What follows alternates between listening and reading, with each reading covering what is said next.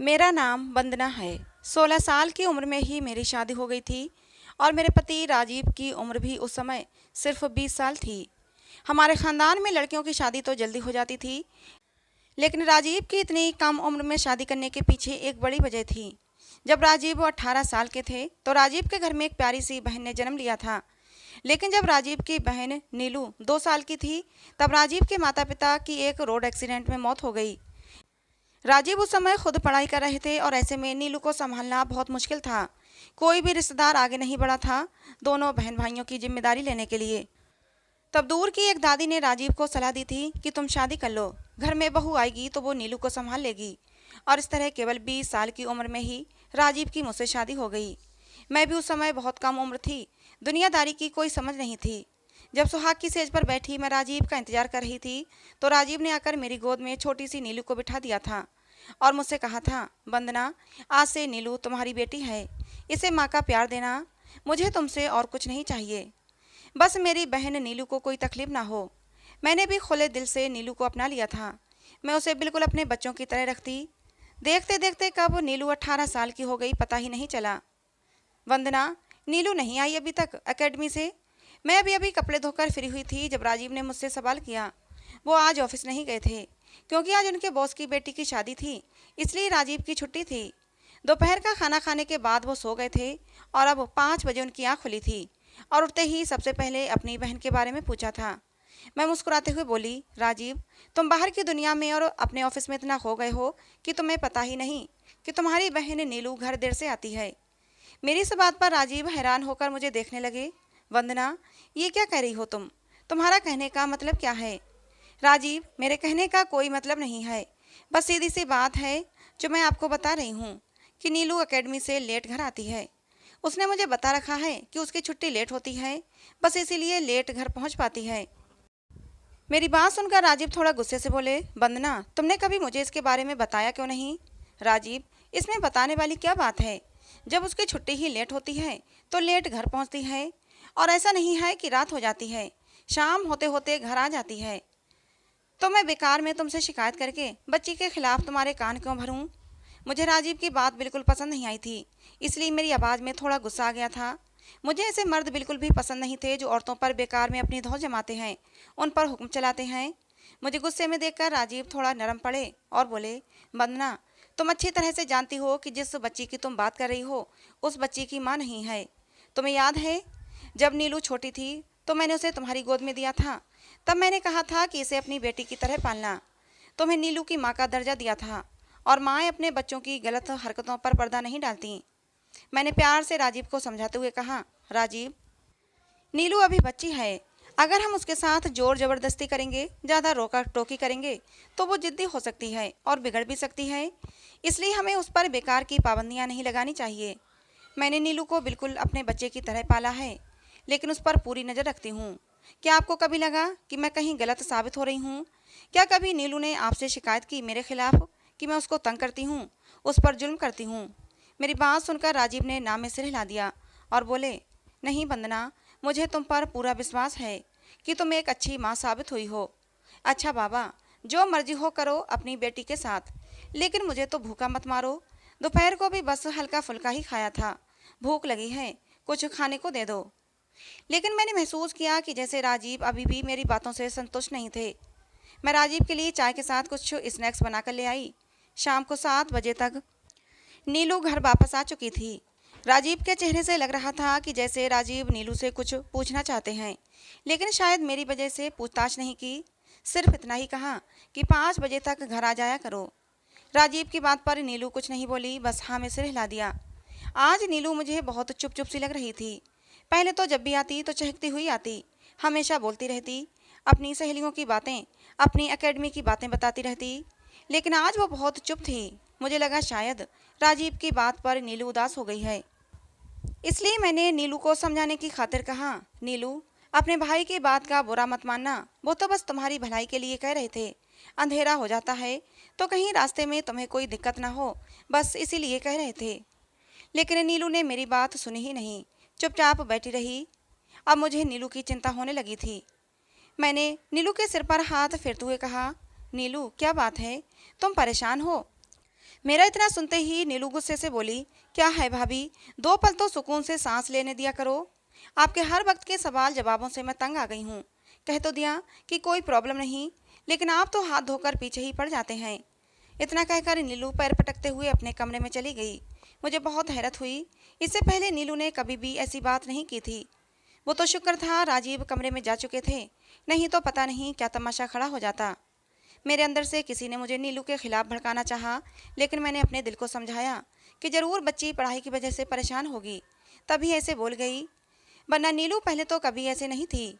मैं कमरे में आई तो राजीव ने मुझसे पूछा, वंदना, ये नीलू ऐसे बात क्यों कर रही थी? मैंने अभी उसको तुम्हारे साथ बदतमीजी करते हुए देखा। अभी मैं उसको जाकर बताता हूँ कि बड़ों से कैसे तमीज से बात की जाती है। राजीव के तेवर देखकर मैं डर गई। बड़ी मुश्किल से मैंने राजीव को शांत किया। मेरे बहुत ज़्यादा समझाने पर राजीव मान तो गए, लेकिन मुझे समझाते हुए बोले, वंदना, अभी तुम नीलू से नाराज ही रहना, इतनी जल्दी मत मान जाना, नहीं तो वो समझेगी कि तुम्हें कोई फ़र्क नहीं पड़ा और फिर वो आगे से तुम्हारी इज्जत नहीं करेगी। मैंने हाँ में सर हिला दिया और राजीव के लिए मेरे दिल में इज्जत और भी ज़्यादा बढ़ गई कि राजीव को मेरा कितना ख्याल है। सच कहते हैं, पति ही अपनी पत्नी की इज्जत करवाता है। मैं तो सोच रही थी कि अगले दिन नीलू के साथ नॉर्मल रहूंगी, जिससे कि नीलू का मूड अच्छा हो जाए। लेकिन राजीव की बातों से मुझे भी लगा कि हाँ, नीलू को एहसास दिलाना ज़रूरी है कि नीलू ने गलती की है, नहीं तो वो आगे से और भी ज़्यादा शेर हो जाती और मुझे जवाब देने लगती। अगले दिन मैं उठी तो नीलू कॉलेज जाने के लिए तैयार हो रही थी। मैंने जल्दी से उसके लिए नाश्ता बनाया और बाहर टेबल पर लाकर रख दिया। वैसे तो हमेशा नीलू मेरे पास किचन में खड़े होकर ही नाश्ता करती थी, लेकिन जब उसने टेबल पर नाश्ता रखा देखा तो बहाने से अपनी नाश्ते की प्लेट अंदर किचन में ले आई, ये कहते हुए, भाभी, मुझे एक और पराठा चाहिए। मैंने उसकी प्लेट में एक और पराठा रख दिया और वो वहीं मेरे पास खड़े होकर नाश्ता करने लगी। हालांकि इससे पहले नीलू एक ही पराठा खाया करती थी। मुझसे बात करने के बहाने बोली, भाभी, दोपहर में क्या बनाओगी? नीलू की बात का मैंने बस पता नहीं में उत्तर दिया। नीलू की उतरी हुई शक्ल देखकर साफ लग रहा था कि उसे इस बात का एहसास है कि उसने मेरे साथ बदतमीजी की है। नीलू को मैं इग्नोर करते हुए अपने कमरे में आ गई। हालांकि मेरा दिल अंदर ही अंदर परेशान हो रहा था नीलू की हालत देखकर, लेकिन उसे सबक सिखाना जरूरी था। कॉलेज जाने से पहले नीलू मेरे पास आई तो मैंने कुछ पैसे उसकी तरफ बढ़ा दिए, लेकिन पैसे लेने की बजाय नीलू एकदम से मेरे गले लग गई और आंखों में आंसू भरते हुए बोली, भाभी, मुझे माफ़ कर दो। पता नहीं कल मुझे क्या हो गया था जो मैं आपको इतना कुछ बोल गई। कल मुझे मम्मी की याद आ रही थी और मेरी सबसे अच्छी दोस्त भी मुझसे नाराज़ थी, इसलिए मेरा मूड ख़राब था। भाभी, मुझे माफ़ कर दो। ये कहते कहते नीलू हिचकियों से रोने लगी। उसके रोने से ही मैं एकदम से परेशान हो गई। मैंने नीलू को चुप कराया और उसके माथे को चूमते हुए बोली, नीलू बच्चे, परेशान मत हो, मैंने तुम्हें माफ़ कर दिया। मैं तुमसे नाराज़ नहीं थी, बस मुझे दुख हुआ था और मैं तुम्हें एहसास दिलाना चाहती थी कि तुम्हारा रवैया मेरे साथ गलत था। मेरी बातों से वो खुश हो गई और संतुष्ट होकर कॉलेज चली गई और नीलू को खुश देखकर मैं भी खुश हो गई। नीलू के साथ इतना सख्त रवैया अपनाते हुए मुझे बहुत बुरा लग रहा था। नीलू को मैंने बिल्कुल अपनी बेटी की तरह पाला था। भगवान ने मेरी किस्मत में औलाद की खुशी नहीं लिखी थी, लेकिन औलाद की कमी मैंने नीलू से पूरी की। मेरे सारे लाड प्यार का केंद्र बस नीलू ही थी। कुछ दिनों से मैं नोट कर रही थी कि नीलू सुबह कॉलेज जाने के बाद दोपहर को घर नहीं आती, वहीं से सीधी एकेडमी चली जाया करती थी। मैंने उसे पूछा तो कहने लगी, भाभी, एग्ज़ाम आने वाले हैं, सिलेबस बहुत है, तो मुझे अपने कॉलेज में टॉप करना है, इसलिए ज़्यादा से ज़्यादा पढ़ाई करती हूँ। 7 बजे नीलू एकेडमी से घर वापस आ जाया करती थी। मैंने महसूस किया था जब भी नीलू एकेडमी से शाम को वापस आती तो बहुत ज़्यादा थकी हुई सी होती थी। फिर मैंने अपने आप को तसल्ली दी कि दो दो जगह जाकर पढ़ाई करती है तो थक जाती होगी बेचारी। आज राजीव की मौसेरी बहन हमारे घर आई थी। मेरे घर कोई भी मेहमान आता मैं दिल खोलकर उसका स्वागत करती थी, लेकिन जब भी कोई मेहमान आता वो मेरा दिल तोड़े बिना नहीं जाता था। जाते हुए लोग मुझे एहसास करा ही जाते कि मैं बांझ हूँ। और आज तो हद हो गई जब मीना दीदी ने कहा कि राजीव भैया, आपको दूसरी शादी कर लेनी चाहिए, क्योंकि मुझे लगता है अब भाभी माँ नहीं बनेंगी। भगवान को औलाद की खुशी देनी होती तो न जाने कब की दे दी होती। आप भी तो इंसान हैं, आपका भी तो मन करता होगा अपने बच्चे को अपने गोद में खिलाने का। मीना दीदी की बात सुनकर मेरा दिल टूट गया। मैंने नम आँखों से राजीव की तरफ देखा। राजीव ने मुझे आंखों ही आंखों में तसल्ली दी और मीना से कहा, मीना, दूसरी शादी के बारे में ना तो मैंने सोचा है और ना ही सोचूंगा। मैं सिर्फ बच्चे के लिए वंदना की इतने सालों की वफा और सेवा को भुला नहीं सकता। राजीव की बात सुनकर ढेर सारा प्यार उमड़ आया था राजीव पर। राजीव बहुत ही अच्छे पति साबित हुए थे। मेरा बहुत ख्याल रखते, मेरी खुशी का ध्यान रखते। आज तक शायद ही कोई दिन ऐसा आया हो जब राजीव की वजह से मेरी आंखों में आंसू आए हों। मैंने अपनी आंखों में आए आंसू साफ किए, लेकिन तभी मेरी नज़र थोड़ी दूर बैठी नीलू पर पड़ गई। अपनी पढ़ाई छोड़कर वो हमारी बातों में दिलचस्पी ले रही थी। उसके चेहरे के एक्सप्रेशन भी बिगड़े हुए थे, जैसे अंदर ही अंदर गुस्से से कांप रही हो। पता नहीं क्यों मेरे दिल में ये ख्याल आया कि लगता है नीलू को अपने भाई की बात पसंद नहीं आई। लेकिन मैं नीलू के खिलाफ अपने दिल में कोई बुरे ख्याल नहीं लाना चाहती थी, इसलिए मैंने अपने इस ख्याल को दिल से निकाल दिया। मीना दीदी मुँह फुलाए बिना खाना खाए जा चुकी थीं, लेकिन न चाहते हुए भी मेरा ध्यान बार बार नीलू की तरफ जा रहा था। अपनी किताबों को समेटे वो गुस्से से पैर पटकती हुई अपने कमरे में चली गई थी। रात को जब प्यास से मेरी आँख खुली तो मैं पानी लेने किचन में आई, लेकिन नीलू के कमरे की लाइट जल रही थी। मुझे बहुत ज़्यादा हैरत हुई, रात के 1 बजे तक नीलू क्यों जाग रही थी। सुबह उसे कॉलेज भी जाना होता था। मुझे नीलू की चिंता होने लगी। मैंने आगे बढ़कर नीलू के कमरे का दरवाज़ा खटखटा दिया, लेकिन 2-3 मिनट गुजरने के बाद भी नीलू ने दरवाज़ा नहीं खोला, और जब बहुत देर बाद दरवाज़ा खोला तो उसकी हालत देखकर मैं दंग रह गई। उसके बिखरे हुए बाल, आंखें लाल अंगारा हो रही थीं। मैंने एकदम आगे बढ़कर नीलू को गले लगा लिया। नीलू बच्चे, क्या बात है, तुम्हारी आंखें क्यों लाल हैं? इतनी देर तक जागोगी तो यही हाल होगा। हमें नहीं चाहिए ऐसे अच्छे नंबर जो तुम्हारी सेहत खराब करें। शाम को जल्दी सोया करो और अपनी सेहत का ख्याल रखो। मेरी बात सुनकर नीलू की आंखों में आंसू आ गए। मैं अब और भी ज़्यादा परेशान हो गई। नीलू, क्या बात है? मुझे लगता है तुम रोती रही हो, इसीलिए तुम्हारी आंखें लाल हैं। मेरी बात सुनकर नीलू रोते हुए बोली, भाभी ऐसी कोई बात नहीं, बस मुझे मम्मी की याद आ रही थी। मैं बहुत देर तक नीलू को समझाती रही और फिर उसे सोने का कहकर अपने कमरे में चली आई। मेरे दिल में वहम पैदा हो गया था। पता नहीं आजकल नीलू को अपनी माँ की याद बार बार क्यों आने लगी थी। पूरी रात मैं सो न सकी। बार बार दिल में वहम हो रहे थे कि कहीं कुछ गड़बड़ ना हो जाए। अगर नीलू के साथ कुछ गलत हो गया तो मैं राजीव को क्या जवाब दूंगी? राजीव का तो मुझ पर से विश्वास ही टूट जाएगा। कितना विश्वास है राजीव को मुझ पर। क्या कहूँगी राजीव से? जब राजीव मुझसे पूछेंगे कि तुमने माँ बनकर मेरी बहन की ये कैसी परवरिश की है। मेरे दिमाग में एक भी ऐसा जवाब नहीं आ रहा था कि जिससे कि राजीव को संतुष्ट कर पाती। मैंने बीच बीच में उठकर नीलू के कमरे की तरफ देखा, लेकिन उसके कमरे की लाइट हर बार जलती हुई मिली। परेशानी में मैंने करवट बदल रही थी कि तभी घड़ी ने 5 बजे का अलार्म बजाया। मैं उठकर बाहर आई, लेकिन मैंने देखा कि ठीक उसी समय नीलू के कमरे की लाइट बंद हुई थी। मैं तो सोच रही थी कि सुबह हो गई है, नीलू बाहर आएगी और भगवान की आरती करेगी, क्योंकि आज तक का ये नियम था कि नीलू रोज सुबह उठकर भगवान की आरती करती थी। लेकिन अब मैं कुछ दिनों से देख रही थी कि उसने अपना ये नियम तोड़ दिया था। लेकिन मुझे लगा कि ये नीलू का पर्सनल मामला है, इसलिए मैं उसके मामले में ज़्यादा दखल नहीं देना चाहती थी। अगर उसे भगवान से लौ लगानी होगी तो वह मेरे कहने से नहीं, बल्कि खुद अपने दिल से भगवान से लौ लगाएगी। मैं नहा धोकर फ्रेश हुई और घर का 1-2 काम निपटाने के बाद जल्दी से नाश्ता बनाने लगी। थोड़ी देर बाद नीलू भी फ्रेश होकर आ चुकी थी। वो कॉलेज जाने के लिए एकदम तैयार थी। मैंने नीलू के लिए नाश्ता लगाया। वो मेरे पास ही खड़े होकर नाश्ता करने लगी। जब मैंने नीलू से कहा, नीलू आज एकेडमी से छुट्टी कर लेना। नीलू बोली, क्यों, क्या ज़रूरी काम है जो मैं एकेडमी से छुट्टी करूं? मैंने उसे बताया कि तुम्हारे लिए कुछ शॉपिंग करनी है। मैं सोच रही हूँ तुम्हें कुछ नई ड्रेस दिलवा दूँ। काफ़ी दिन हो गए तुम्हारे लिए शॉपिंग नहीं की। मेरी बात सुनकर नीलू मुस्कुरा दी, कहने लगी, भाभी इतनी सी बात के लिए मैं एकेडमी से छुट्टी क्यों करूँ? आपको जो भी कपड़े पसंद आएँ वो मेरे लिए ले आना, खुशी खुशी मैं वो कपड़े पहन लूँगी।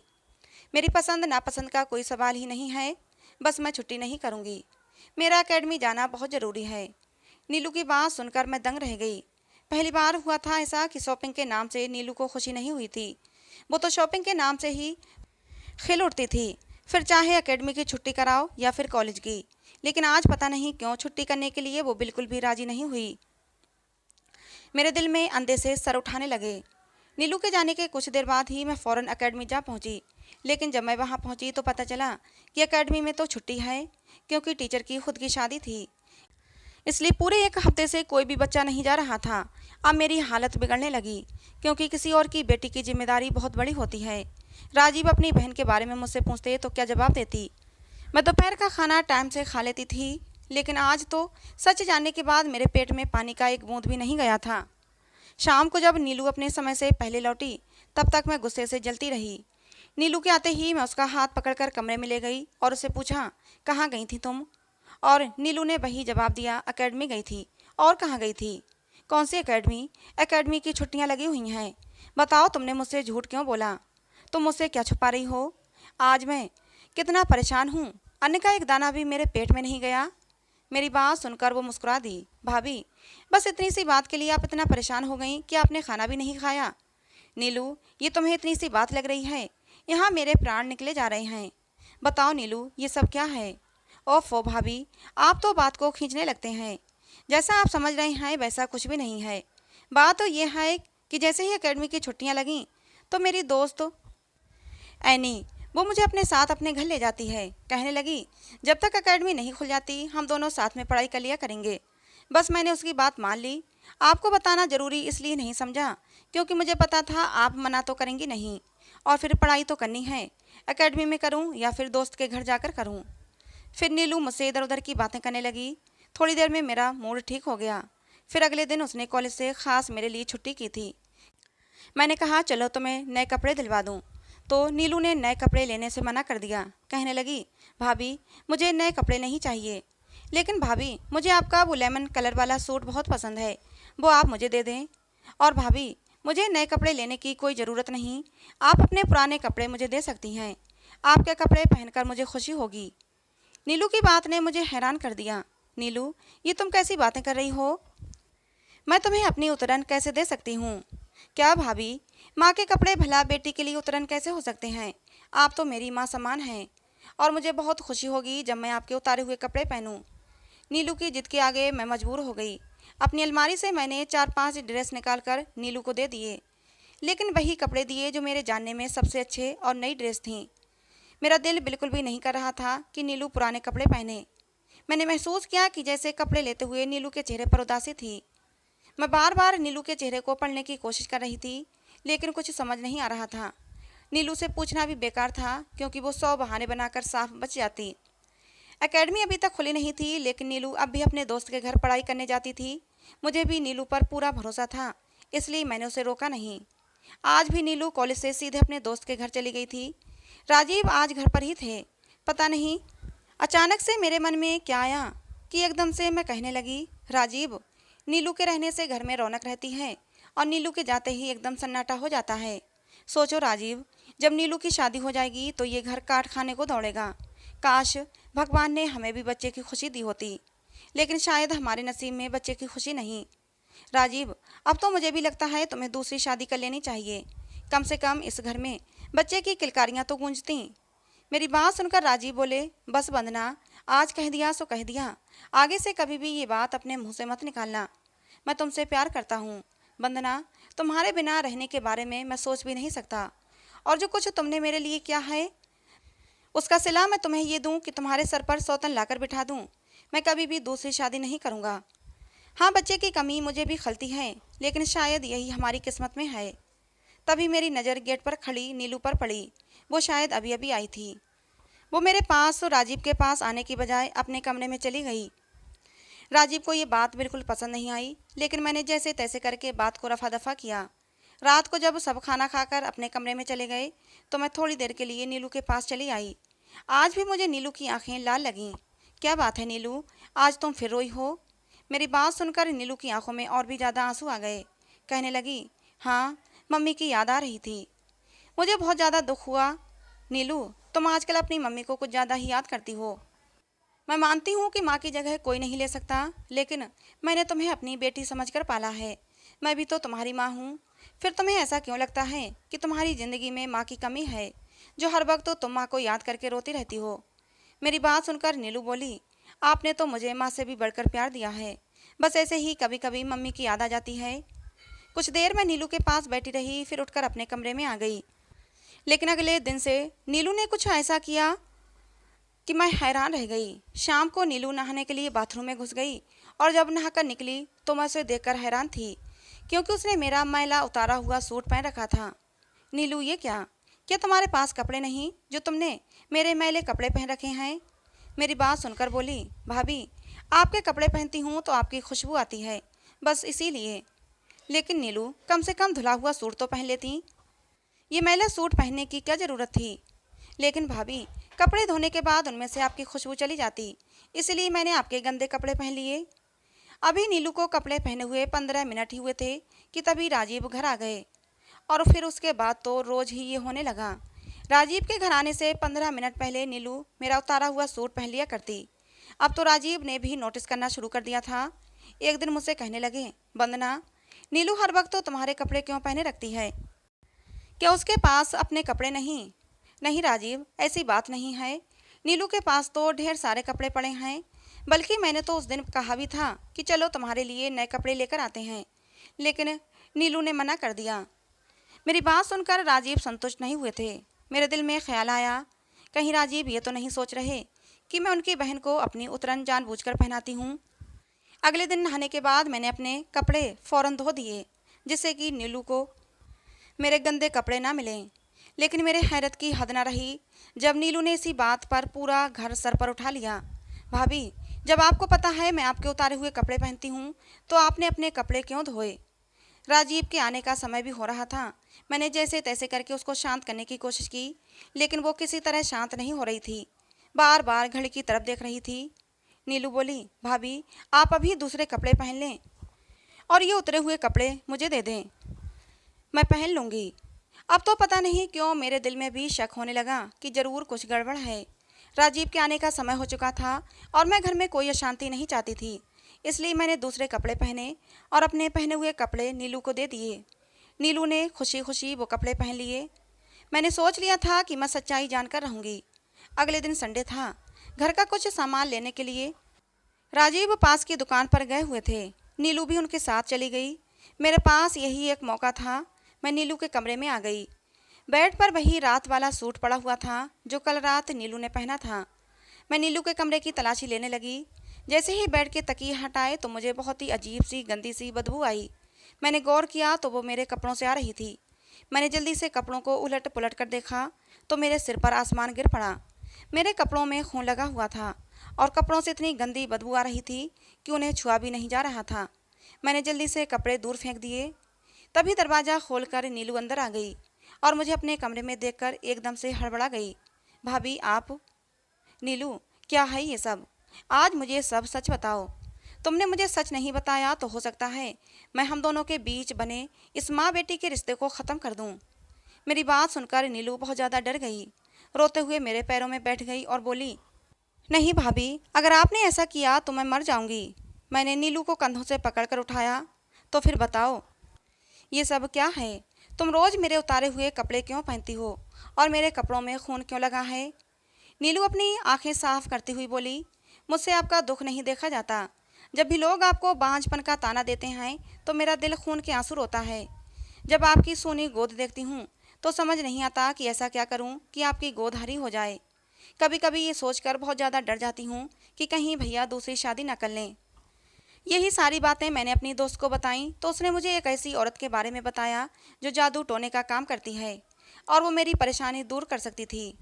मैं और ऐनी उस औरत के पास गए तो उस औरत ने कहा कि तुम्हारी भाभी माँ की बीमारी तुम्हें अपने अंदर लेनी होगी और उसके लिए तुम अपनी भाभी के कपड़े पहनकर मेरे पास आना।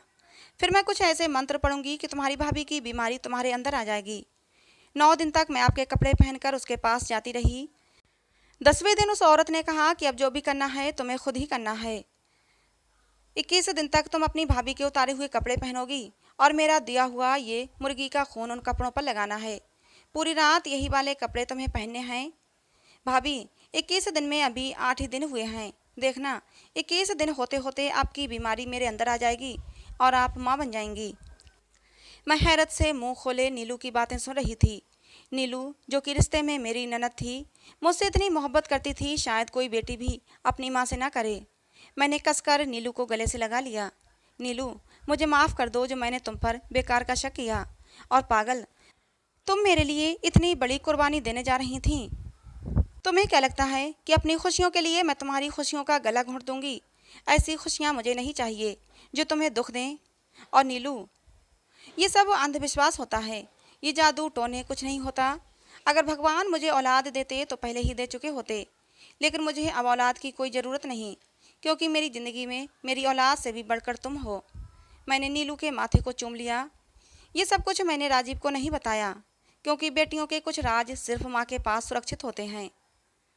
तो दोस्तों आज की हमारी ये कहानी आपको कैसी लगी कमेंट बॉक्स में ज़रूर बताना। पसंद आई हो तो प्लीज़ लाइक करना। ऐसी और कहानियों के लिए हमारे चैनल को सब्सक्राइब करना। कहानी को अंत तक सुनने के लिए आप लोगों का बहुत बहुत धन्यवाद दोस्तों। मिलते हैं अगली किसी नई कहानी में।